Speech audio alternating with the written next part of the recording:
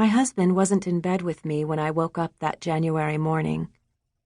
The midwinter sky was bruised purple and yellow outside the window.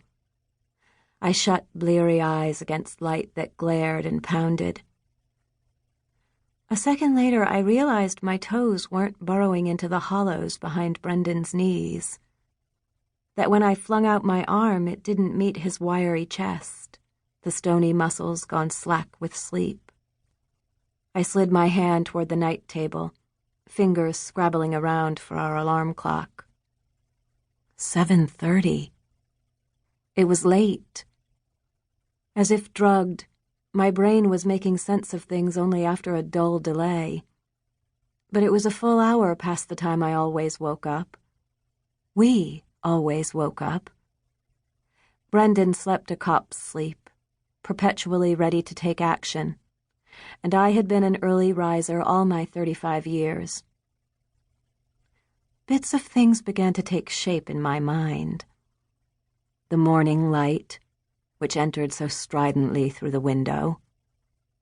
Brendan not in bed with me. He must have gotten up already. I hadn't even felt him move.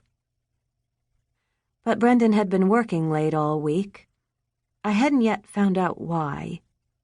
My husband had good reason to sleep in, and if he had risen on time, why didn't he wake me?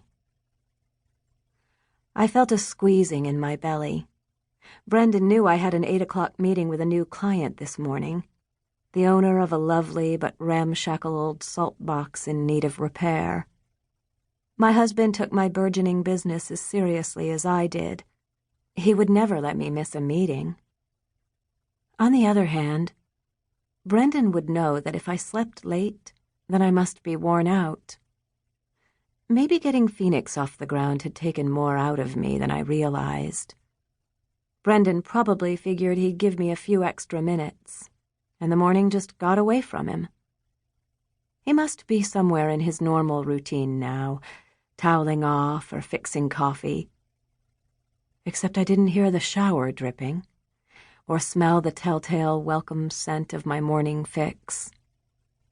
I pushed myself out of bed with hands that felt stiff and clumsy, as if I were wearing mittens.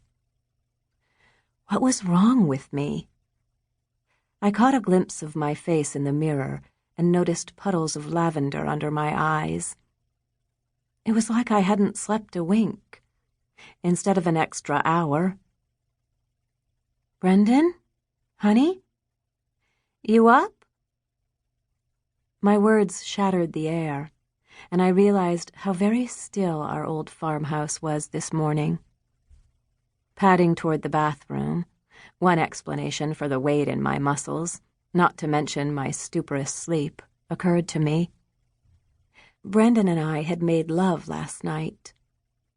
It had been one of the good times, me lying back afterward, hollow, cored out. The way I got when Brendan was able to focus completely on me, on us, instead of moving so fiercely that he seemed to be riding off to some distant place in the past. We'd even lain awake for a while in the waning moments before sleep, fingers intertwined, Brendan studying me in a way that I felt more than saw in the dark. "Honey, last night tired me out, I guess. Not that it wasn't worth it." I felt a smile tease the corners of my mouth and pushed open the bathroom door, expecting a billow of steam. When only brittle air emerged, I felt that grabbing in my gut again. Cold tile bit my bare feet.